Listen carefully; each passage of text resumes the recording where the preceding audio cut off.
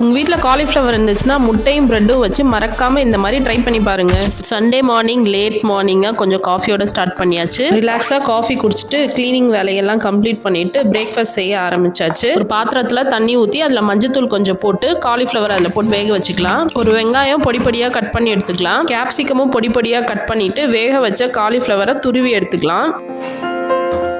Dosa தவாவை on பண்ணிவிட்டு அதில் 2 முட்டையை உடச்சி ஊற்றி நல்லா மிக்ஸ் பண்ணி எடுத்துக்கலாம். இது கூடவே கட் பண்ணி வச்ச கேப்சிகம் கொஞ்சம் துருவி வச்ச காலிஃப்ளவர் நறுக்கி வச்ச வெங்காயம் சேர்த்து மிக்ஸ் பண்ணி எடுத்துக்கலாம். இது கூடவே கேரட்லாம் வேணுனாலும் நீங்கள் ஆட் பண்ணிக்கோங்க. இப்போ உப்பு கொஞ்சம், காரத்துக்கு தேவையான அளவுக்கு பெப்பர் பவுடரும் கொஞ்சம் மஞ்சத்தூள் சேர்த்து மிக்ஸ் பண்ணிக்கலாம். சூடான தவாவில் நான் பட்டர் ஆட் பண்ணியிருக்கேன். நீங்கள் வேணா எண்ணெய் கூட ஊற்றிக்கலாம். பட்டர் தோசை தவா ஃபுல்லாக தடவிட்டு நம்ம மிக்ஸ் பண்ணி வச்ச முட்டையை இதோட ஊற்றிக்கலாம். முட்டையை நல்லா ஸ்ப்ரெட் பண்ணி விட்டுட்டு நம்ம 2 பிரெட் எடுத்து இந்த முட்டை மேல 2 பக்கமும் நினைச்சு வச்சிடலாம். இது நல்லா மீடியம் ஃப்ளேம்ல வேகட்டும். என் பையனை வெங்காயம் கட் பண்ண சொன்னா கண் எரியுதுன்னு சொல்லி ஹெல்மெட் போட்டு வெங்காயம் கட் பண்ணிட்டு இருக்கான். இந்த ஐடியா பிடிச்சிட்டு தான் மறக்காம கமெண்ட்ல சொல்லுங்க. ஒரு சைடு பிரெட் நல்லா வெந்துடுச்சு. பொறுமையா இதை திருப்பி போட்டுட்டு இந்த மாதிரி ஃபோல்ட் பண்ணிக்கலாம். இந்த டைம்ல உங்களுக்கு சீஸ் வேணும்னாலும் நடுவில் வச்சுட்டு சர்வ் பண்ணிக்கலாம். அவ்வளவுதாங்க, நமக்கு டேஸ்டியாவும் ஹெல்தியாவும் சாண்ட்விச் ரெடி ஆயிடுச்சு. நீங்களும் ட்ரை பண்ணி பார்த்து மறக்காம கமெண்ட்ல சொல்லுங்க. இதோ அடுத்த வேலை வந்துருச்சுல்ல.